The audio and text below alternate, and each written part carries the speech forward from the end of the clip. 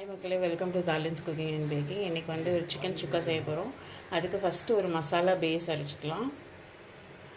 ஒரு 2 table spoon தனியா, முழு தனியா, இது எல்லாத்தையும் ஒரு நல்லா ட்ரை ரோஸ்ட் பண்ணி அப்புறமா ஆற வச்சு அரைச்சிக்கலாம்.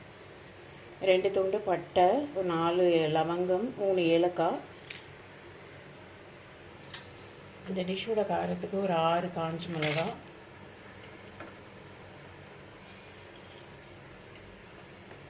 ஒரு ஸ்பூன் சீரகம், ஒரு ஸ்பூன் மிளகு, இது எல்லாத்தையும் சேர்த்து நல்லா வறுத்துக்கணும். ஒரு 1.5 ஸ்பூன் அளவுக்கு சோம்பு.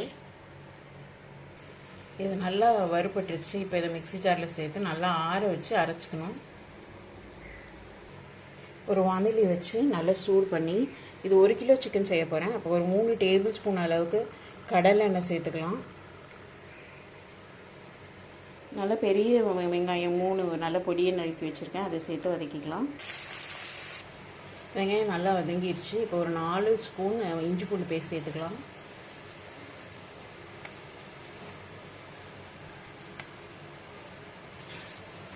இது சேர்த்து நல்லா இந்த வெங்காயத்தோடு ஒட்ட வதக்கிக்கலாம்.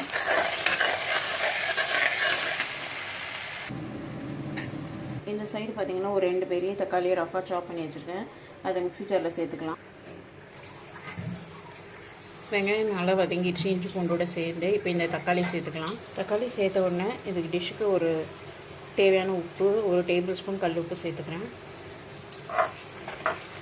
இதை நல்லா வதக்கிக்கணும். தக்காளி நல்லா வதங்கணும். 1 ஸ்பூன் மஞ்சள் தூள் சேர்த்துருக்கேன். இப்போ 1 கிலோ சிக்கனை கழுவி எடுத்து வச்சுருக்கேன், இதை சேர்த்துக்கலாம்.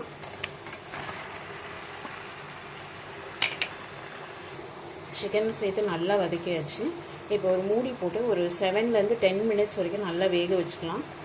சிக்கன் நல்லா வெந்துருச்சு. இது சிக்கன்லேருந்தே வந்த தண்ணி தான். இப்போ நம்ம அரைச்சி வச்சோம்ல அந்த மசாலாவை சேர்த்துக்கலாம். இது ஃபுல்லாக சேர்த்துடலாம். இந்த மசாலா சேர்த்து கொஞ்சம் அடுப்பு நல்லா ஏற்றி வச்சு நல்லா சுண்ட வரட்டி விட்டுறணும். அவ்வளோதாங்க, இது ரெடி ஆகிடுச்சு. இதை ஒரு நல்ல ஒரு சாம்பார் சாதத்தோடு வச்சு சாப்பிட்டா சூப்பராக இருக்கும். நீங்களும் கண்டிப்பாக ட்ரை பண்ணுங்கள். சேனல் பிடிச்சிருந்தால் சப்ஸ்கிரைப் பண்ணிக்கோங்க. தேங்க்யூ ஃபார் வாட்சிங்.